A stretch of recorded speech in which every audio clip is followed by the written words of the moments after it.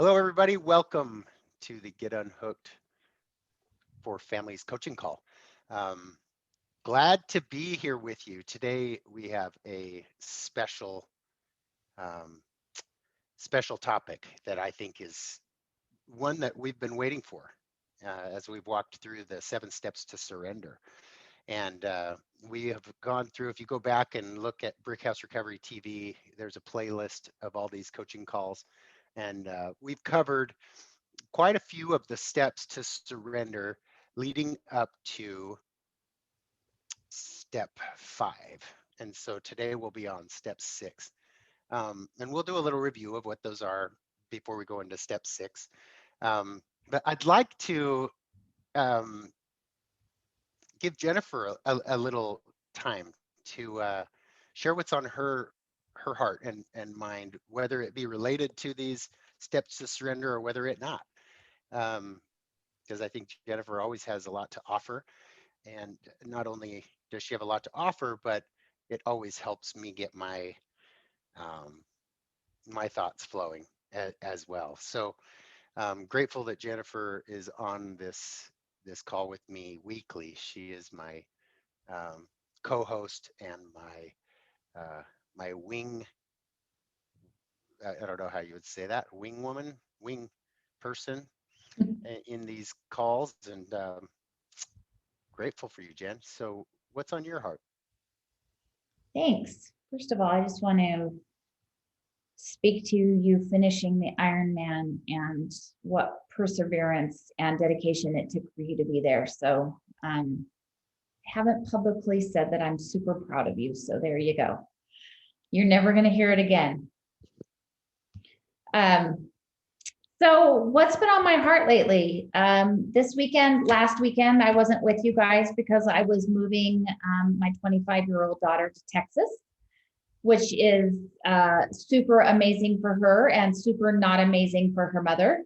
And while we were in Texas doing a variety of things, I got a phone call from my son and he said, "I'm freaking out." And I'm like, "What's going on?" And he says, "They found something in my car. It's not mine. I give people rides." And I started thinking about this process of surrender, right? Because about the first 15 minutes after that phone call, like my core of my being was in knots.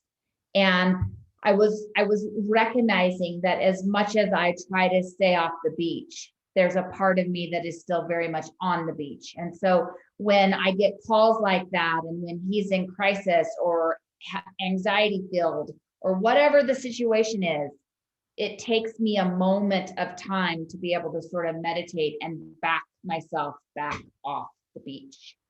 And so it took me a little bit of time. I would like to say it was 15 minutes. It was probably more like an hour, if I'm being honest. So my internet says it's unstable, by the way. So if I go in and out, I apologize. So after that time of, clearly my husband was upset, saying things to me like, "I just don't understand why this keeps happening." My daughter was like, "I just, you can just see, like, he's got the clinches of when he does this, right? Our family does this as well." So I spent some time that night in meditation and in some prayer about just really what we're talking about in the steps of surrender.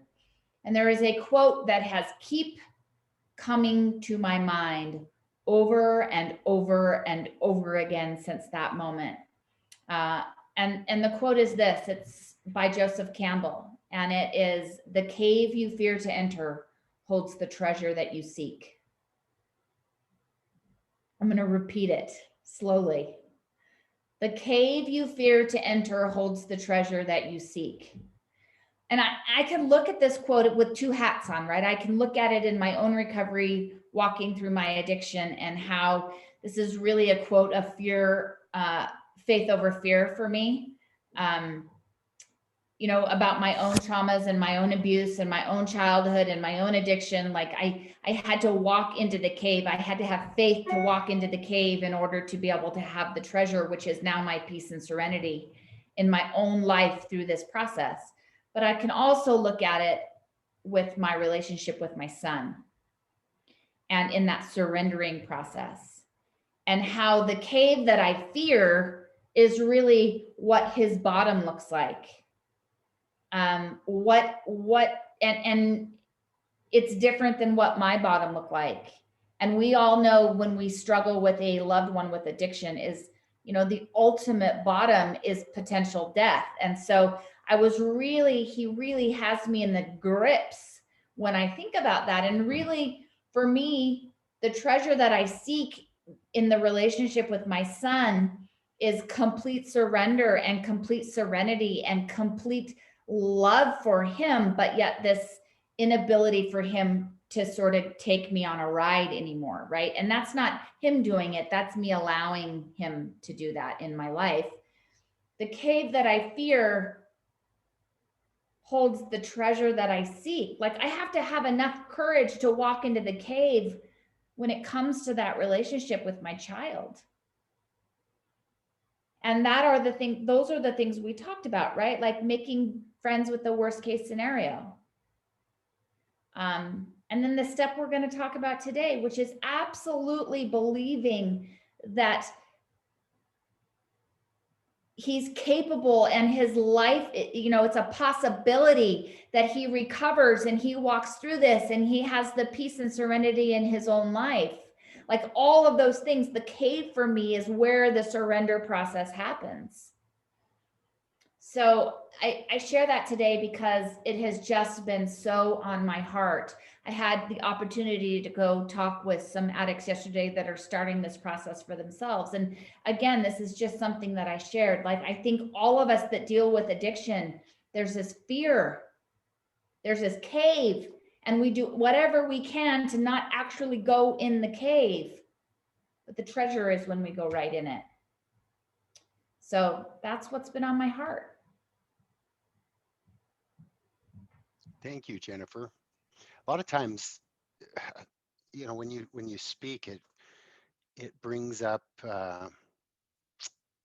great metaphors, because I think visually, and as you articulate, the cave you fear to enter holds the treasure you seek, which is a quote by Joseph Campbell, one of the um, original thought leaders that um, many like Stephen R. Covey have quoted and relied on, and uh, Zig Ziglar and Tony Robbins. Joseph Campbell was one of those pioneers. Uh, the the the real power of those visuals and those metaphors is as we look at the steps to surrender, that typically um, requires us to look deep within ourselves, and that isn't always easy. And not only is it to look, but to feel those feelings of grief and loss. And so where do we go from here? So at this stage of the steps to surrender, where we've processed letting go. By the way, this process of surrender applies when you have done everything right, or you are consistently working on doing everything right, and you're still not seeing the results that you desire. You're still not seeing the full recovery. You're not seeing honesty. You're not seeing uh, willingness. You're not seeing emotional sobriety. And it could be so frustrating, because as soon as you feel like you're making progress on your side of recovery, it can be demoralizing if the other side and the addicted loved one is hitting a ceiling and just not progressing. But this also applies to um, every area of our lives. Maybe it's in your marriage, and it has nothing to do with addiction. Um, Anytime we're dealing with another human being, there's a level of surrender that has to take place if we are to be happy and free. And that's the goal, is how can we access the most and maximum amount of peace and serenity, even if it's a storm outside. And so up to this point, we've gone through the first 5 steps to surrender. And just as a review, the first step is to, and I'm just going to summarize these, is to know where you end and where another person begins, or understanding what you can control and influence and what you can't. Okay. This is getting clear on what your expectations are and if they're realistic or not. And then the step 2 is making friends with your worst fear or your worst case scenario, because as long as we're afraid of it, we're more likely to manifest it. Because if we act in fear of their overdose, or act in fear of their relapse, or we act in fear of them reverting backwards, um, chances are we're going to be a little bit of a helicopter uh, parent or person, uh, and controlling, and hold unreasonable expectations on them. Or we might enable them to the point where it's actually hindering them. And then third is letting go of the attachment to that specific outcome that we need. So if we absolutely need them to get sober, we need them to finish treatment, we need them to put their lives back together. If they would only do that, then we could go back to living happy. Um, Step 3 is letting go of that attachment of needing that specific outcome. And then when we do that process, we actually feel the feelings of that, of grief and loss. And we walked through the steps of grief and loss 2 weeks ago. And those steps of grief and loss we experience when we lose a loved one, we experience when we break up with someone, we experience them when we uh, have life changes, even like moving homes or relocation. Um, Grief stages of grief and loss are denial, um, anger, bargaining, depression, and acceptance. And we vacillate through all 5 of these stages at any given time. And so when our loved ones are saying goodbye to drugs and alcohol, when I said goodbye to drugs and alcohol, when Jennifer said goodbye to drugs and alcohol, it was not a one and done decision. Like, goodbye, so long, see ya. It's like that breakup with that toxic girlfriend or boyfriend in high school where it's like, we're over. And then you're like, I'm just going to take the summer off and then we'll try again. You know what I mean? You just kind of go through that bargaining and all those stages. So when we say goodbye to drugs and alcohol, your loved one goes through that process of grief and loss. And it's the same with us as treatment providers, and it's the same with family members when we need an outcome. Can we grieve the loss of our loved one's life? Can we grieve the loss of their, the potential that they'll never get sober? Can we get to acceptance with that? Can we get to acceptance that they're just going to be this way? Um, Now, that's where we're at, but that's not the end of the process to surrender, because surrender is a positive outcome. It's not a, ugh, I guess my loved one's just going to be this way and there's no hope. It's not about that at all. It's just letting go of the attachment to needing all of that.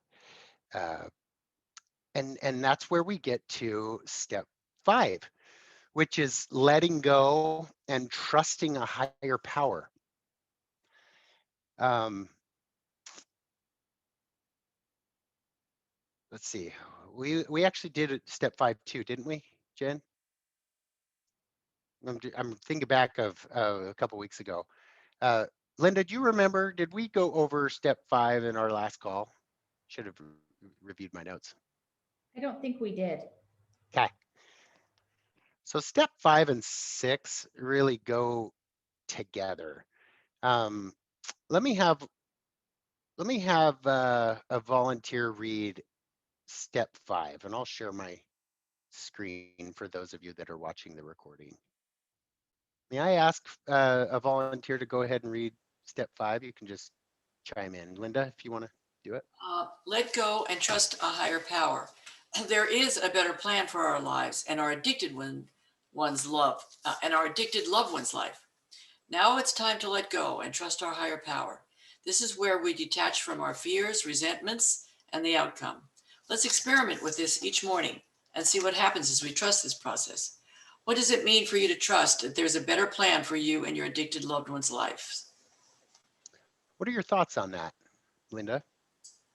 Well, I know that everything that I've done and tried to do to fix things and make things different doesn't work. And I have the hope that things will be different.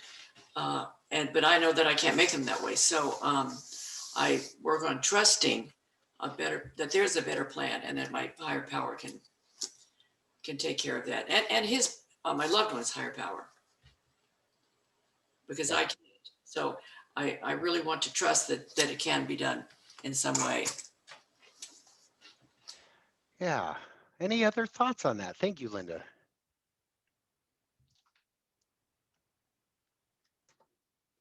Jen?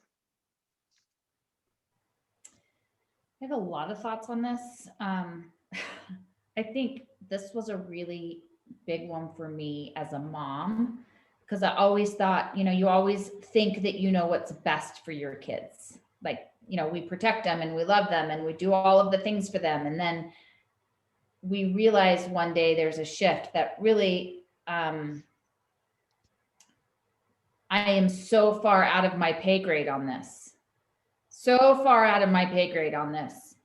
And um, it was a really, I remember it vividly. For me, turning my son over to my higher power, or his higher power, not even my higher power, it was almost a grief day for me.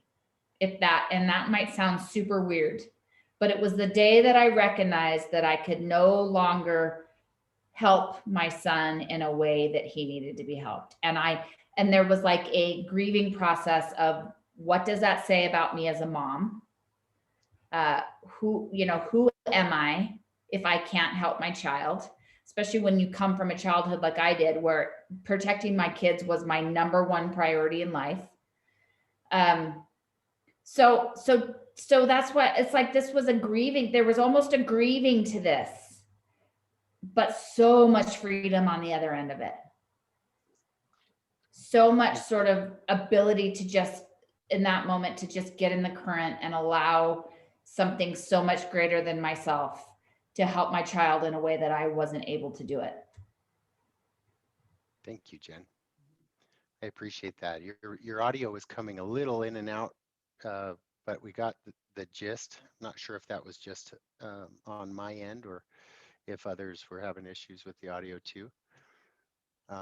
You guys were good? Mhm. Okay, good. That means the recording kept the audio good. I will thank you for that. And when it comes to letting go and trusting a higher power, I want to relate it to the 12 steps real quick. So steps 1 through 3 is exactly this. When we walk our clients through the 12 steps, or if you're in Al-Anon and you're going through the first 3 steps, it's really this process of recognizing I can't, he can, and I'm going to let him. And,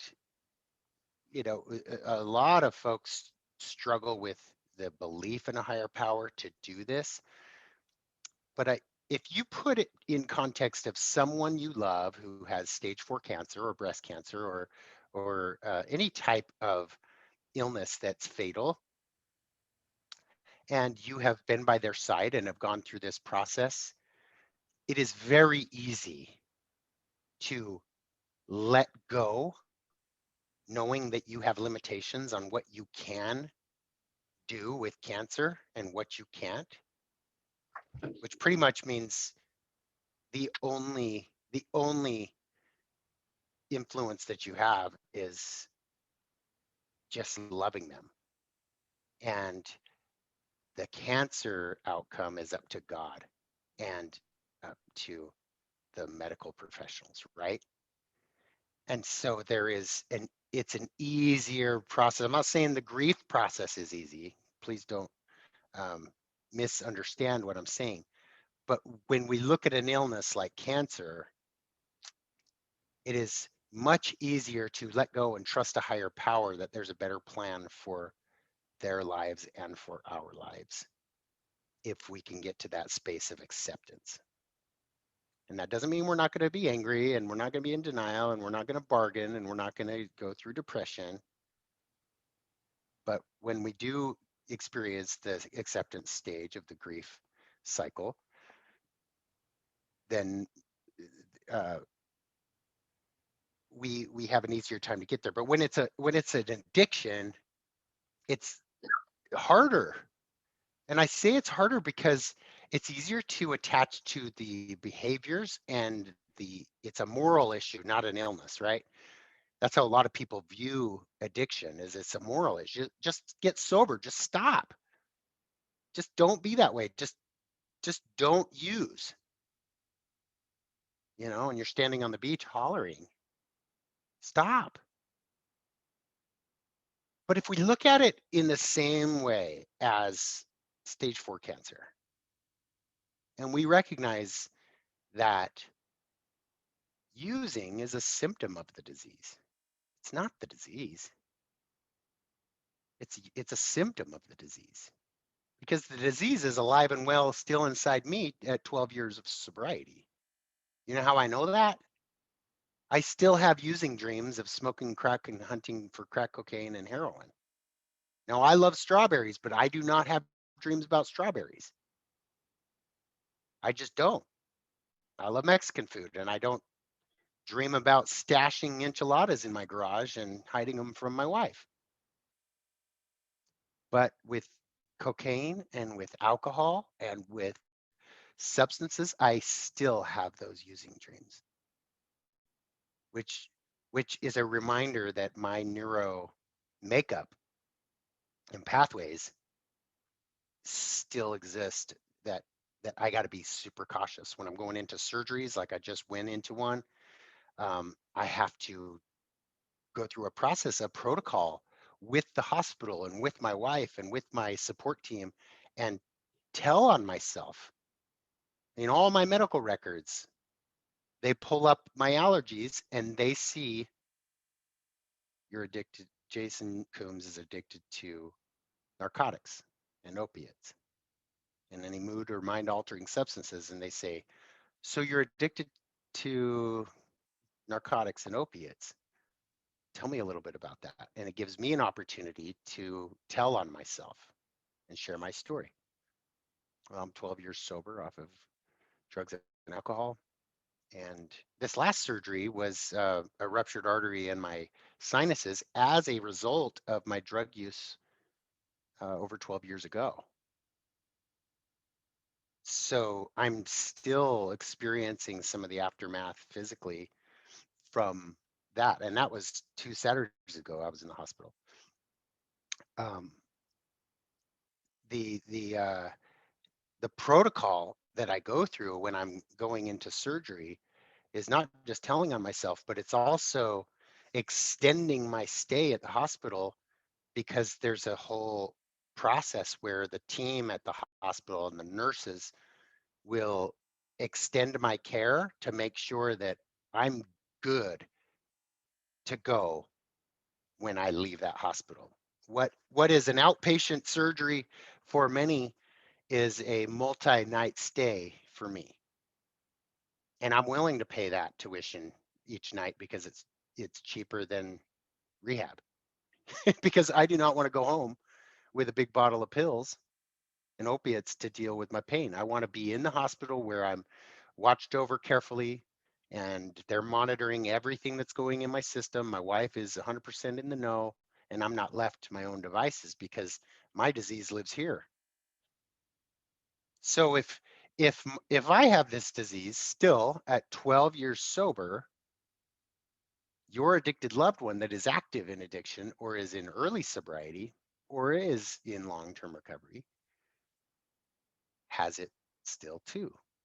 And so how much control do you have over their using dreams? Zero. That's how much control you have over their addiction. So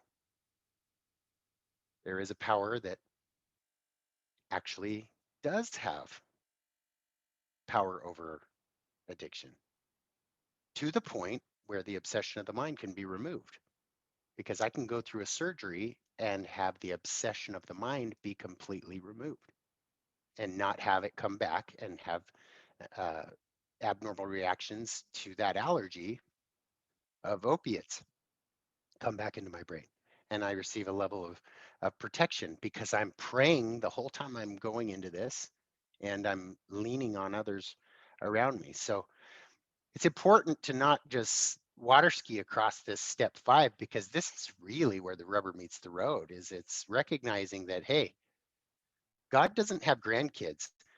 My kid is just as much God's kid as I am God's kid, and he loves my kid just as much as he loves me, and he's not going to let me fail my kid if I can just get out of the way. Or excuse me, he's not going to fail my kid just because I have limitations. He just wants me to get out of the way enough so that he can do his thing, just like he's done with me and just like he does with you. So letting go and trusting a higher power is huge. This is where you detach from fears, resentments, and the outcome. By the way, this is a daily process, sometimes an hourly process. Okay. So, Anne, I'm going to invite you, if you wouldn't mind, to read step 6. Okay, step 6, absolutely believe in our desired outcome. Just let go of attachment to it. Just because we made friends with our worst fear and worst case scenario does not mean we won't hold on to hope. Now is the time to grab hold of hope and believe that eventually our addicted loved one will recover. I see miracle after miracle in my work with addicted population, and I can tell you that people recover all the time. Now that you are contributing towards his recovery, his chances will skyrocket. Try focusing on the positive, because what we focus on expands. What are some positives in your situation that can and will give you hope for a brighter future? What are your thoughts about this, Anne? Well, focusing on the positive.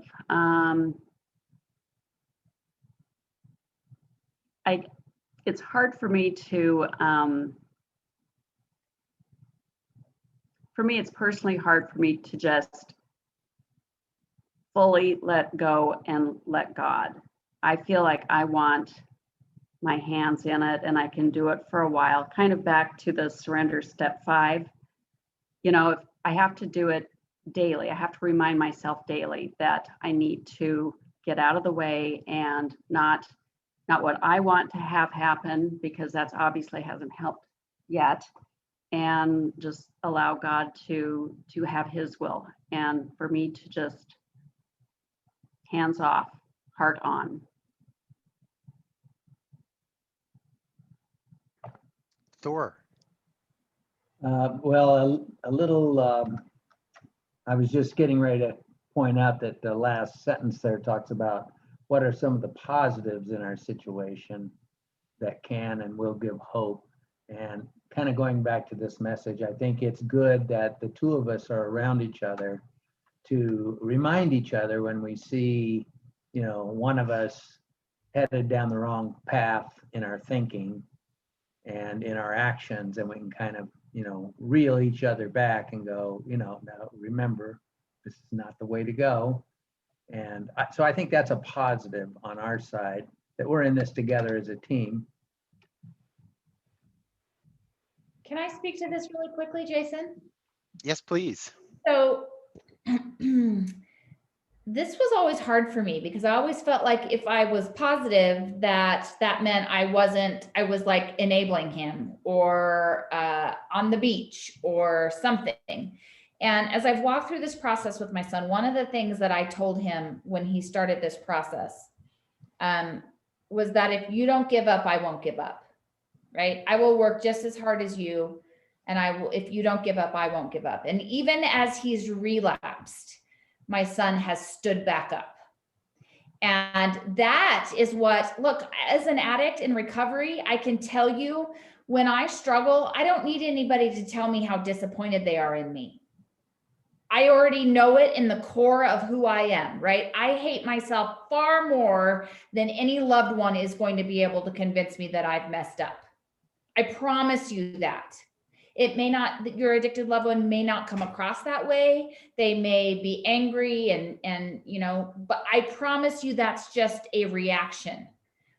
They couldn't be more disappointed in their own selves. So what I try to do with my child is recognize that to be true and focus on things like, buddy, I don't care that you struggled. I don't care that you relapsed. What I care about is that you stood back up. And when you stand back up, I will stand back up.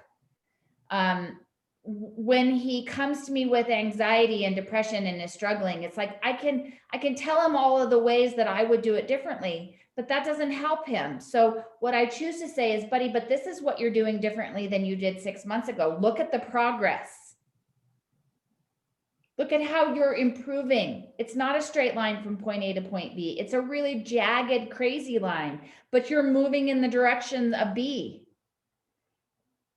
And for me, that keeps hope alive in myself because I'm able to focus on the things that he's doing well rather than focusing on all of the struggles that he continues to have. And it creates that rapport that we've talked about so that I can be an impact and an influencer in his life. I say all this because this was a real struggle for me when I started this process. I'm like, I can't focus on all the amazing things. He's a drug addict. Like there's a lot of not amazing things happening. But there are amazing things happening. And I think as those that don't struggle with this disease, sometimes it feels like it should be a point A to a point B, straight line, no variations, no dips. But that's not the reality. Like there's a certain amount of surrender to that alone, an acceptance of that alone. And so when you accept that it's not a straight line, then those curves and variations don't deter you from looking at the positives. So powerful, Jennifer. So powerful. Can you guys hear me okay? Okay. Have I been cutting in and out? Good. Here and there. What you just described is, you know, as you speak about your son and going through this process, I think sometimes, you, and I'm going out on a limb here, you may have to face something that most don't, and that might be a level of acceptance regarding timelines, because you are right here with me in this stuff. I mean, we see miracle after miracle after miracle. We see it all the time because of the work that we're in. We also see people revert through the stages of change too. I'm just not going to tell you about those because I the point is that we get to witness transcending powers on a consistent basis. And so when you have a front row seat to the miracle show, like Jennifer and I do, it can sometimes be rough when you're not seeing the same speed in your loved one, right, Jen? Can you speak a little bit about that? Yeah, I think this to me is twofold. One, I got sober almost 4 years ago in a couple of weeks. And, with completely God's doing, I haven't relapsed. My recovery sometimes does look more of a straight line than some others.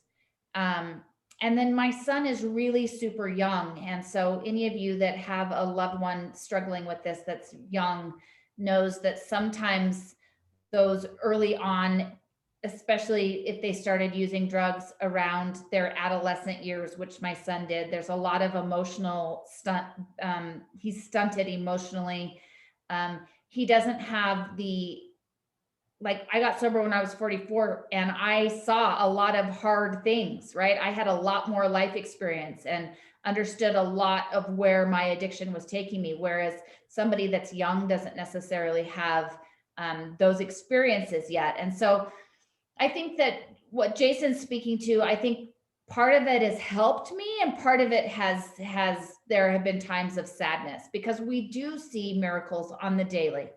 I see people recover. You know, it's good that we don't decide when they come in if they're going to recover or not, because we would fail miserably. You know, there are people that we are like, that person is so sick, probably going to struggle, and are absolute miracles. And then there are people that we think are really going to jump into this and do it, and they struggle.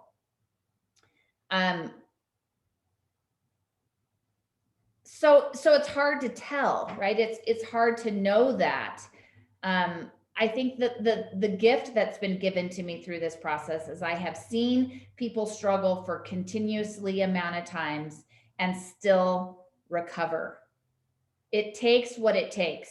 You know, I think I say this all of the time to my employees, and I say it to the clients, like, God may be using us right now as planting seeds in somebody's lives. God may be using you to plant some seeds in somebody's life.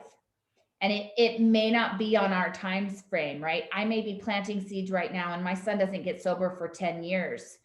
But without the seeds that I'm planting today, it doesn't happen in 10 years. And that somehow has allowed me to be more patient and to not necessarily get upset or frustrated with his path. It's part of that letting your higher power do the work, right? It's directly proportionate to that for me.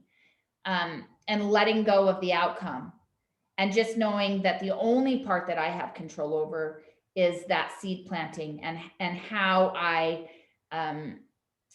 do this work, my own personal work through this journey, and how that can impact him. So I think for me, there's hope in watching people recover, because it doesn't always look the same. Not everybody's recovery looks like my recovery. And so that gives me hope that regardless of what my son's recovery is going to look like, that he's going to get there. And that's why I talk about the fact that I just need him. Like the piece I'm attached to is just stand up, son. I don't care what it looks like. Just stand back up. And with that, I will remain patient and loving and find the good in it. Because if he stands up, then there is always hope. Yeah. You know, and I know that in the event that he chose not to stand up, I know you would go through this process beautifully. And beautifully and slobber through it like we all do. You know, no one does it perfectly or smoothly, but I can tell you that what Jennifer's saying is right. And so I'm gonna share a little story of what happened to me last Saturday. So I mentioned 2 Saturdays ago I was in the hospital. I lost a lot of blood. Okay, thousands of cc's of blood. My hemoglobin was low, and I go into this Ironman race on Saturday, which was against medical advice, but I felt good about it, and I had done my due diligence, and I was just going to take it easy. And if at any point I needed to quit, I would quit. So I got ready. You know, first thing in the morning, Saturday morning, I'm out at the reservoir in Sand Hollow, St. George, and this is a 70.3 mile race, and it's swimming, biking, and then running. And I knew something was wrong when I took a warm-up lap around the bike transition station, because I couldn't get enough oxygen in my lungs. And it felt like I was on top of a 13,000 foot peak with very little oxygen. Like it was so thin up there. But I was at the same elevation as Boise. So, there was plenty of oxygen. I just couldn't. So that's called hypoxia. So I was hypoxic. And I got really nervous, but I started the swim. And when I was just going around the first turn, so I was about 800 meters out, and it's 1,900 meters, which is 1.2 miles swim out in this lake. People are passing me right and left.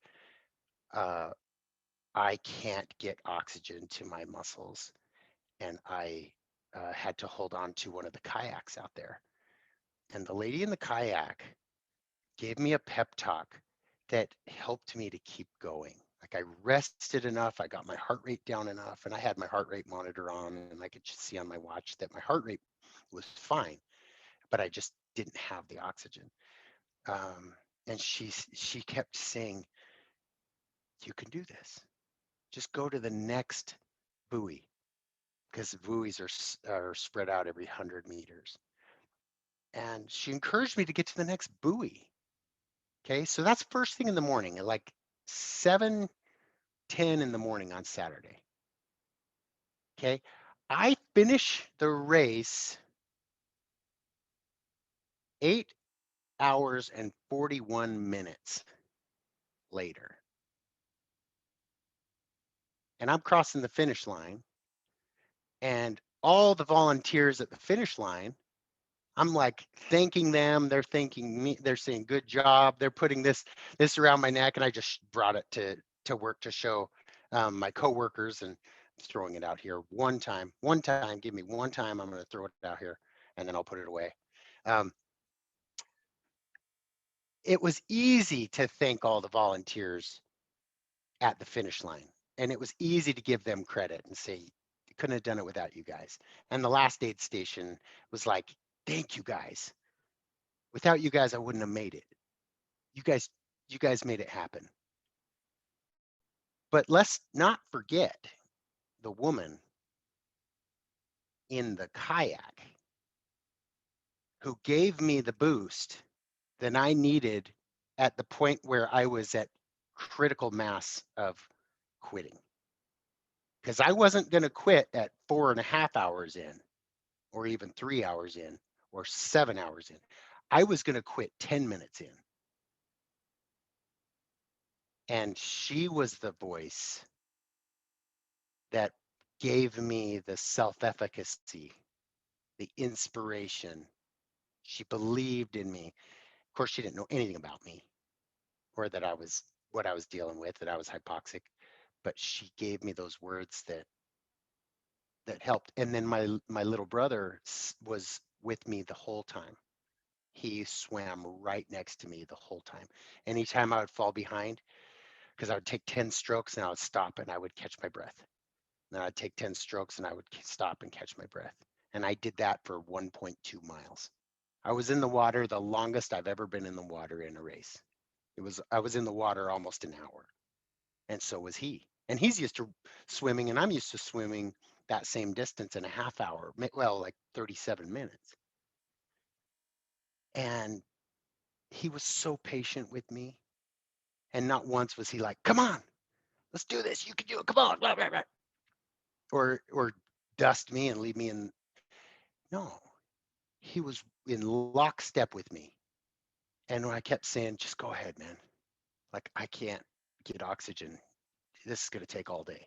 Just go ahead. Go finish. I'll see you on the bike, or I'll see you on the run, or whatever." And he said, "No, I'm right with you.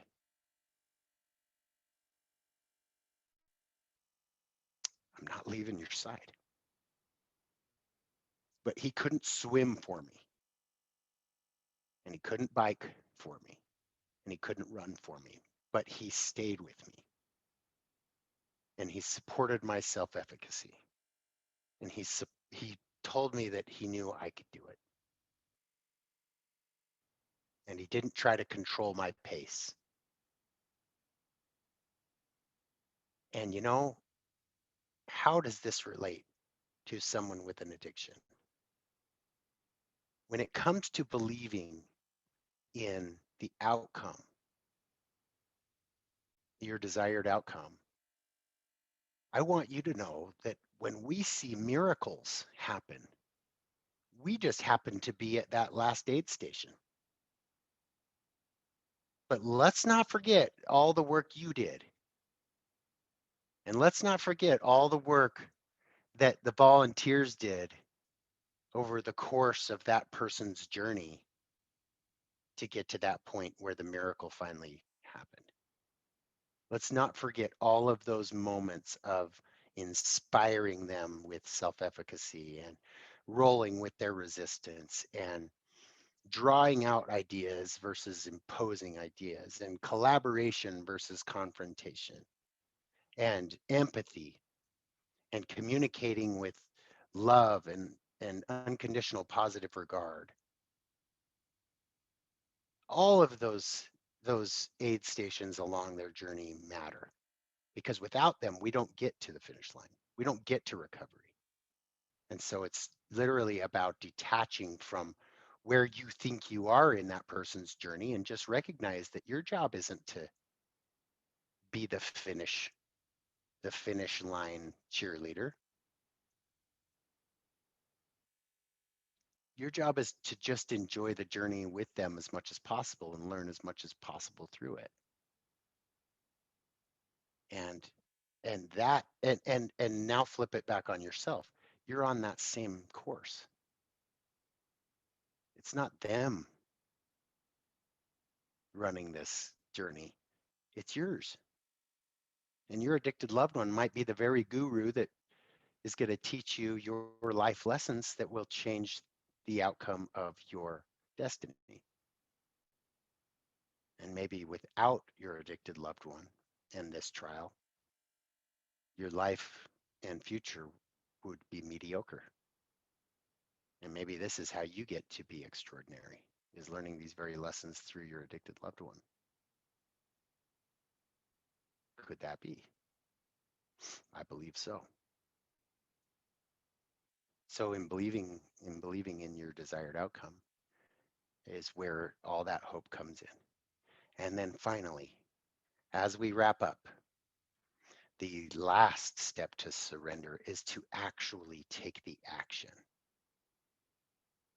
of surrendering with a prayer, or if you would rather, an expression in writing. This is where you are intentional about the surrender, where you memorialize it.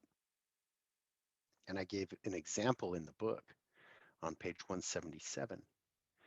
And I want you to know that I have used versions of this prayer consistently throughout my life in many forms and in many contexts. And it simply is the process of recognizing my utter powerlessness over the situation or person, and then honoring the feelings I'm having as I go through the grief of letting that go and the fear of the worst case scenario, and then saying the words that I surrender this to God. I surrender this to thee. And I let them go to you. You take care of them. You can do a better job with them than I can.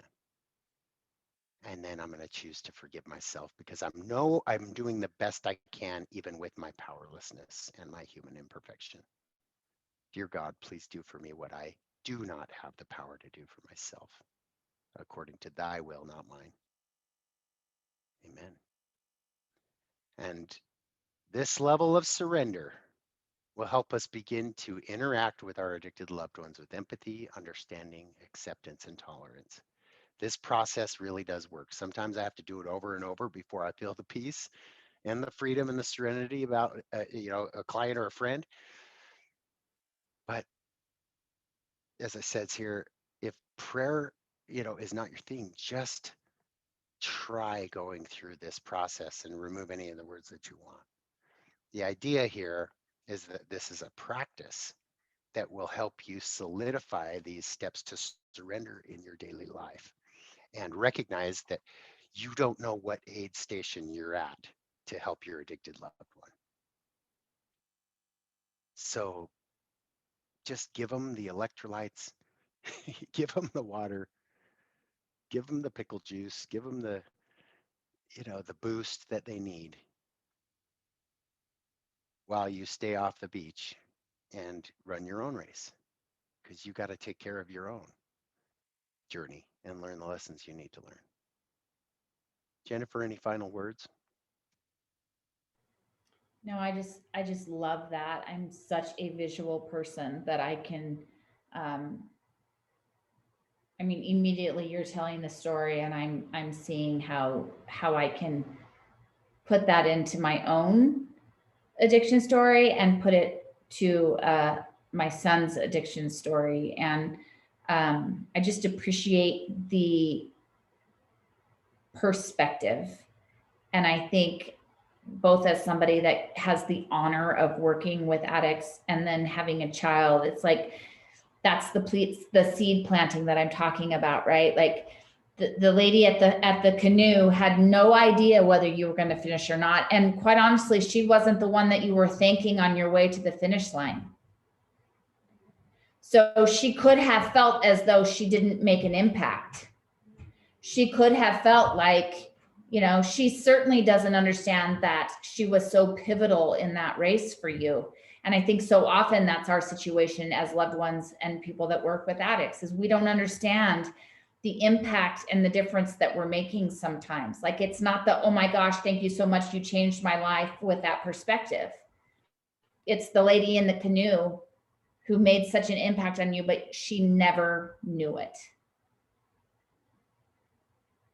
And to me, that's the really important part of your story, of that particular story, that we don't always get the validation and the, the pat on the back, but that doesn't mean that we're not making a difference.